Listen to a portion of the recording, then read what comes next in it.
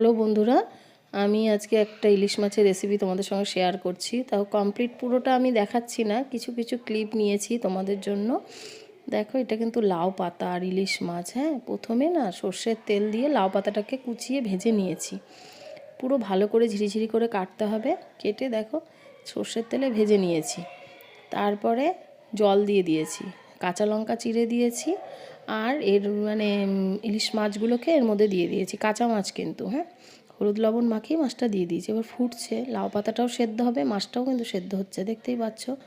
আর এর সঙ্গে একটা মশলা দেব, সঙ্গে থেকো বন্ধুরা, দেখতেই পাবে পুরো ভিডিওটা। আর এভাবে কে কে ইলিশ মাছ করে রান্না করো আমাকে কমেন্ট করো। লাউ পাতা দিয়ে ভাপা।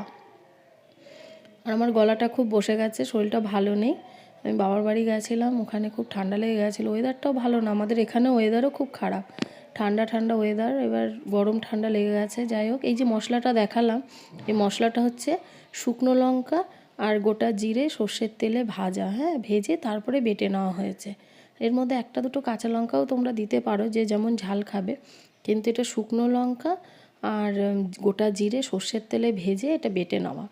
এবার দেখো, এভাবে মশলাটা দিয়ে দিলাম, দিয়ে তারপরে আবার ফুটতে দেবো। মশলার গন্ধটা যখন মাছের ভেতরে ঢুকে যাবে আর মাছের ঝোলটাও শুকিয়ে যাবে, জলটা একটু, বাটিটা ধুয়ে প্লেটটা ধুয়ে একটু জল দিয়ে দিলাম।